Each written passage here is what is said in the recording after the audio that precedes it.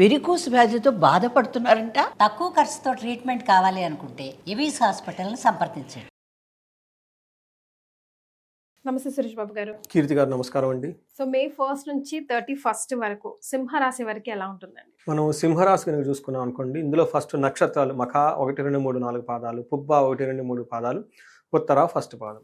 తర్వాత పేరు బలం కనుక చూసుకుంటే ఇందులో మా, మీ, ము, మే, మో, టా, టీ, టు, టే అన్న అక్షరాలంతా కూడా ఇందులో ఉంటారు. తర్వాత వీళ్ళకి ఈ సింహరాశి వాళ్ళకి ఫస్ట్ మేజర్గా గ్రహాలు అయితే ఎక్కువ మే మంత్లో 2 మారుతూ ఉన్నాయండి. ఒకటి సూర్యుని సంచారం, 2 బుధుని సంచారము, గురువు రాహుకేతులు కూడా మారుతూ ఉన్నారండి. గురువు రాహుకేతుల నుంచి మనకి ఉగాది రాశి ఫలాల్లో క్లీన్గా చెప్పుకున్నాం. ఈ రాశి వాళ్ళకి అష్టమ శని రాబోతూ ఉందని ఒకసారి అది కూడా చూస్తే వాళ్ళకి బాగా క్లారిటీ వస్తుంది. ఇది మనం మంత్లీ ఫలాలే కాబట్టి అది అందులో క్లీన్గా ఉగాది రాశి ఫలాలు హోల్ ఇయర్ అంతా ఎలా ఉందో చెప్పుకున్నాం అనమాట. ఇందులో ఈ సంవత్సరం ఇప్పుడు ఈ నెలలో వీళ్ళకి మేజర్ మనం చెప్పుకోబోయిందంటే సూర్యుడు యొక్క సంచారం ఎక్కువగా ఉండటం వల్ల అది వీళ్ళ మీద ఎలా ఉందో మనం చూద్దాం. ఇంకొకటి వీళ్ళకి షష్టగ్రహ కూటమి యొక్క ఇంపాక్ట్ వీళ్ళకి చాలా మంది పడిందండి. నిన్న మొన్నదా కూడా నాకు కాల్స్ రావడం స్టార్ట్ అయిపోయింది. ఏదేదో జరుగుతుంది, సడన్ గా జాబ్ ఇక్కడ నుంచి ఎక్కడికో షిఫ్ట్ అయిపోయింది. అది ఎందుకు ఏంటి అని తెలియదు. అది తెలుసుకునే లోపు షిఫ్ట్ అయిపోవటం, అన్ఎక్స్పెక్టెడ్ థింగ్స్, ఒకేసారి 7-8 మంది రిజిగ్నేషన్లు రావటం, అంటే ఏమంటారు అన్యూజువల్ థింగ్స్ అనమాట. సంథింగ్ జరుగుతుంది, జరిగేది వీళ్ళు అర్థం చేసుకోలేకపోతున్నారు అనమాట.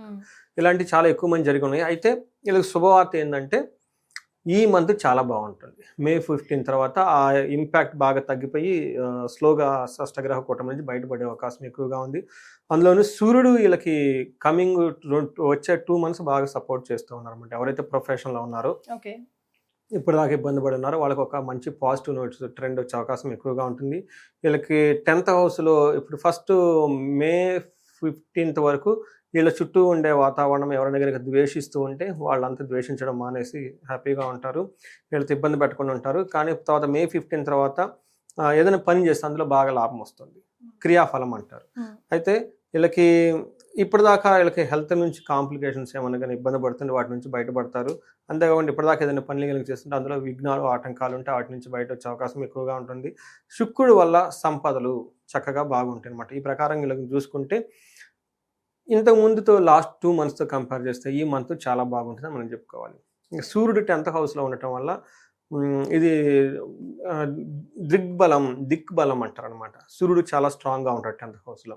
ఇందులో ఏమవుతుందంటే అర్ధసిద్ధి, సదా ఆరోగ్యం, బంధుమిత్ర సమాగమం, రాజదర్శన సల్లాపో, సుసౌఖ్యం దశమస్తే రవి అని చెప్పి మన మహర్షులు సంస్కృతంలో చెప్పారు. ఎలా ఉంటుందంటే 10th హౌస్లో కనుక సూర్యుడు ఉంటే, జన్మజాతకంలో 10th హౌస్లో సూర్యుడు ఉంటే కంపల్సరీ గవర్నమెంట్ ఎంప్లాయ్ అండి. వెరీ స్ట్రైట్ వే. రాత్రి ఒక హారోస్కోప్ 10th హౌస్లో ఎగ్దమ్ సూర్యుడు ఉన్నారు, ఏమండి మీరు కానీ మీ ఫాదర్ కానీ ఎవరన్నా మీరు గవర్నమెంట్ ఎంప్లాయీస్ అంటే కాదండి, బట్ నేను గవర్నమెంట్ వాళ్ళతో లైసెన్సింగ్ చేస్తూ ఉంటాను, కాంట్రాక్ట్స్ అవన్నీ చేస్తూ ఉంటాను, నాకు వాళ్ళంతా బాగా సపోర్ట్ ఇస్తూ ఉంటారని.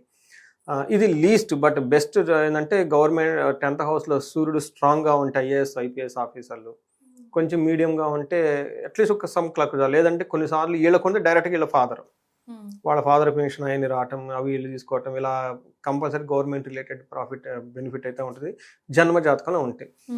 ఇప్పుడు మనం చెప్పుకునేది గోచారంలో కాబట్టి ఇందులో కూడాను వీళ్ళకి గవర్నమెంట్ అఫీషియల్స్ నుంచి, తర్వాత పొలిటికల్ ఫేవర్స్ నుంచి, తర్వాత వీళ్ళకి పైన బాస్ ఉంటే వాళ్ళ నుంచి కానివ్వండి, మంచి ఏమంటారు వాళ్ళ నుంచి వాళ్ళు విజిట్ చేసి వీళ్ళ ప్రపోజల్స్ ఏదైనా పడితే వాళ్ళు చక్కగా యాక్సెప్ట్ చేసి వాళ్ళ నుంచి బెనిఫిట్ అయితే ఎక్కువ ఉంటుందండి వీళ్ళకి.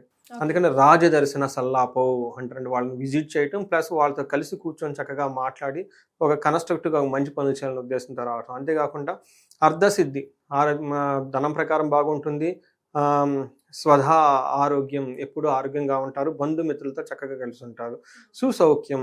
ఈ ప్రకారంగా సూర్యుడు 10th హౌస్లో ఉండడం వల్ల ప్రొఫెషనల్ రిలేటెడ్ మ్యాటర్స్లో చాలా చక్కగా బాగుంటారు. అయితే 4th హౌస్లో దృష్టి ఉండటం వల్ల ఇంటికి సంబంధించిన విషయాలు కొన్ని నెగ్లెక్ట్ చేస్తూ ఉంటారు, కొంచెం అన్కంఫర్ట్గా ఫీల్ అయ్యే అవకాశం ఎక్కువగా ఉంటుంది. అయితే మార్స్ వీళ్ళకి మిక్స్డ్ రిజల్ట్ ఇస్తున్నారండి. 12వ ఇంట్లో ఉండటం వల్ల, 3వ ఇండ్లు 7వ ఇంట్లో చూడటం వల్ల ఏమవుతుంది అంటే మార్స్ వీళ్ళకి కొంచెం మిక్స్డ్ రిజల్ట్ అని చెప్పుకోవాలి. ఫస్ట్ వీళ్ళకి 12th హౌస్లో ఉండటంతో ఫారిన్ వెళ్ళాలనుకున్న వాళ్ళకి, ఫారిన్ రిలేటెడ్ ఏదైనా డీలింగ్ చేసుకున్న వాళ్ళు కానీ, లేదంటే ఫారిన్ రిలేటెడ్ ఏదైనా బిజినెస్ చేసినా ఎక్కువ కలిసి వచ్చే అవకాశం ఎక్కువగా ఉంటుంది. జనరల్గా అయితే వీళ్ళకి విభేదాలు వచ్చే అవకాశం ఎక్కువగా ఉంటుంది. జెంట్స్ అయితే లేడీస్తో, లేడీస్ అయితే జెంట్స్ తోటి, తెలిసిన వాళ్ళతోటి, బయట వాళ్ళతో ఈ విభేదాలు వచ్చే అవకాశం ఎక్కువగా ఉంటుంది. వ్యాధులు పిల్లబడే అవకాశం ఎక్కువగా ఉంటుంది. ఇది కుజుడు 12వ ఇంట్లో ఉండటం వల్ల, దృష్టి ఉండటం వల్ల, 12th హౌస్లో ఉండటం వల్ల జరిగే మనం పరిణామాలు అనుకోవాలి. అయితే దృష్టి వీళ్ళకి 3వ ఇంట్లో పడటం వల్ల ఏమవుతుందంటే మంచి ఆరోగ్యంగా ఉంటారు, ధనలాభం ఉంటుంది, ధైర్యము, సాహసము, ప్లస్ వీళ్ళకున్న ఓన్ టాలెంటెడ్, క్రియేటివిటీ, తర్వాత ఇవన్నిటికి బాగా బెనిఫిట్ ఉంటుంది. రెండోది బంగారు వస్తువులు కొనే అవకాశం కూడా వీళ్ళకి ఎక్కువగా ఉంటుంది. ఈ రాశి వృషభ రాశి వాళ్ళకి చాలా బాగుంది, మంచిగా రిపీటెడ్గా చెప్పుకున్నాం. బస్ సింహరాశి వాళ్ళకి కూడా ఉందండి. ఇప్పుడు మనకి అక్షయ తృతీయ కాబట్టి ఈ టయాన్ని చక్కగా యూటిలైజ్ చేసుకొని బంగారు వస్తువులు కొనాలని చెప్పేసి మనం కోరుకున్నామండి. అయితే 10th హౌస్ ఆల్రెడీ కొనేసి ఉండుంటారా ఈ పాటికి? కొనేసి ఉంటారు, వాళ్ళకి ఆల్రెడీ సింహరాశి కదండి, చాలా ఫాస్ట్గా ఉంటారు. రైట్. సో మరి నక్షత్రాల ప్రకారం సింహరాశి వారికి ఎలా ఉంటుందో? దానికి ముందు మనం వీనస్ 8th హౌస్లో ఉన్నారండి. 8th హౌస్లో శుక్రుడు ఉండటం వల్ల టైమ్లీ మంచి ఫుడ్ తింటారు, బాగుంటుంది. అయితే ఏమవుతుందంటే దుఃఖ నాశ మహాసౌఖ్యం. 8th హౌస్లో ఒకే ఒక గ్రహం 8th హౌస్లో శుభాన్ని కలిగించేది శుక్రుడు అండి. చాలా మంచి చేస్తాడు. 8th హౌస్లో ఎప్పుడు శుక్రుడు ఏ రాశి వాళ్ళకైనా ఒకే ఒక ప్లానెట్ 12th హౌస్లో, 12th హౌస్లోను 8th హౌస్లోను బెనిఫిట్ ఒకే ఒక ప్లానెట్ శుక్రుడు. మనకి 12th హౌస్లో శుక్రుడు ఉంటే ఏమంటారంటే బెడ్ కంఫర్ట్, లగ్జరీ అవన్నీ ఉంటుంది. 8th హౌస్లో ఉండటం వల్ల ఏమవుతుందంటే పూర్వీకుల నుంచి ధనము, ఆదాయము, కీర్తి, ప్రతిష్టలు, హెల్త్ బాగుండటం ఇవన్నీ ఉంటుందన్నమాట. బట్ 8th హౌస్లో శుక్రుడు చాలా యోగ్యతనిస్తాడండి. అందులో వాళ్ళకి దుఃఖ నాశో మహాసౌఖ్యం, బంధుమిత్ర సమాగమ, రాజదర్శనం, మర్దప్రాప్తి, భృగు అష్టమస్తే భృగునందనే అని మనకు చెప్తూ ఉంటారు. అంటే శుక్రుడు 8th హౌస్లో చక్కగా ఉండటం వల్ల దుఃఖ నాశం, అప్పటిదాకా ఇల్లు కొంచెం వర్రీస్, బాధలు పడుతూ ఉంటే వాటి నుంచి విముక్తి వచ్చేస్తుంది, మహాసౌఖ్యంగా ఉంటారు, బంధువులతోటి, మిత్రులతోటి చక్కగా కలిసి ఉంటారు. రాజదర్శనం అర్ధప్రాప్తి. ఇక్కడ అగైన్ రాజదర్శనం అంటే బాసును కలవటము, పై ఆఫీసులను కలవటం, అధికారులను కలవటం, ఇలాంటి వాళ్ళని కలిసేసి వాళ్ళకి సంబంధించిన ఏదైనా కనుక మనీ రిలేటెడ్ మ్యాటర్స్ ఏమైనా ఉంటే వీళ్ళకి ఆదాయం వచ్చే అవకాశం, బెనిఫిట్ కలిగే అవకాశం ఎక్కువగా ఉంటుంది. మీరు అడిగిన విధంగా నక్షత్రాలు కనుక చూసుకుంటే మఖా, పూర్వ పాల్గొని, ఉత్తర పాల్గొని నక్షత్రాలు ఇందులో ఉంటాయి. మఖా నక్షత్రం వాళ్ళకి కొన్ని విషయాల్లో ఛాలెంజెస్ ఉన్నాయండి, కొన్ని విషయాల్లో చాలా సపోర్టివ్ కూడా ఉంటుంది. ఎవరైతే ఫారిన్ వెళ్ళాలనుకున్నా, లేదంటే ఫారిన్ రిలేటెడ్ మ్యాటర్స్లో ఉన్నా కానీ వీళ్ళకి బాగా కలిసి వస్తేస్తుంది. విదేశ గమనం అని చెప్తూ ఉంటారు. అయితే మనకి పరవాసము, ఇంట్లో ఉండకుండా దూరంగా అవుట్ స్టేషన్లో ఉండే అవకాశం కూడా కనిపిస్తుంది. పట్టు వస్త్ర లాభం, మంచి బట్టలు ఇవన్నీ కొనుక్కునే అవకాశం ఎక్కువగా ఉంది. ఛాలెంజెస్ ఎక్కడుందంటే దేహ పీడనము, రోగము అని చూపిస్తుంది. బట్ ఓవరాల్గా హెల్త్ విషయంలో ఈ నక్షత్రం వాళ్ళు కొంచెం జాగ్రత్తగా ఉండాలి. తర్వాత పూర్వ పాల్గొనే నక్షత్రం వాళ్ళకి క్షేమంగా ఉంటారు, విదేశ గమనము, రాజ్య లాభము, పరవాసము చూపిస్తుంది. అంటే ఒక రకంగా వీళ్ళకి మంచి ప్రమోషన్స్ వచ్చే అవకాశం ఎక్కువగా కనిపిస్తుంది. ఇది కూడా బుధుడు వల్ల వచ్చే అవకాశం ఎక్కువగా ఉంది. మనం బిగినింగ్లో చెప్పుకున్నట్టు షష్టగ్రహ కూటమి వీళ్ళ మీద పడింది. అయితే అది నిదానంగా ఈ మంత్లో ఒక్కోటి తేరుకుంటూ వస్తూ ఉంటారు. దానిలో భాగంగా రాజ్యలాభము అంటే ఎవరికైనా ప్రమోషన్స్ రావాలన్నా, జాబులు కావాలన్నా ఇలాంటి వాళ్ళకి చాలా అనుకూలంగా ఉంది. బట్ 2 విషయాల్లో కేర్ఫుల్గా ఉండాలి. రోగము, దేహపీడనము, దరిద్రము అని చెప్తారు అనమాట. అంటే కొంచెం ఫైనాన్షియల్గా కూడా స్ట్రగుల్ అయ్యే అవకాశం ఎక్కువగా ఉంది. ఉత్తర ఫాల్గుని నక్షత్రం వాళ్ళకి వీళ్ళకి రాజ్యలాభం ఉంది, క్షేమం ఉంది, పరవాసం ఉంది. ఇవన్నీ పాజిటివ్ సైడ్లు. నెగిటివ్ వచ్చేటప్పటికి హెల్త్ కాంప్లికేషన్స్, దరిద్రము చూపిస్తుంది. కొంచెం ఫైనాన్షియల్ మ్యాటర్స్లోను, తర్వాత హెల్త్కి సంబంధించిన విషయాల్లో కేర్ఫుల్గా ఉండటం చాలా ఇంపార్టెంట్ అని చెప్పుకోవాలి. వీళ్ళకి కుజుడు, వీళ్ళకి లక్తా ఎక్కువ ఉన్నాయండి ఈ రాశి వాళ్ళకి.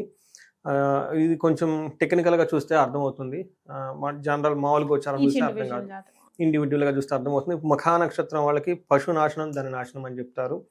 పూర్వ పాల్గొని నక్షత్రం వాళ్ళకి ధననాశనం అని చెప్తారు అనమాట.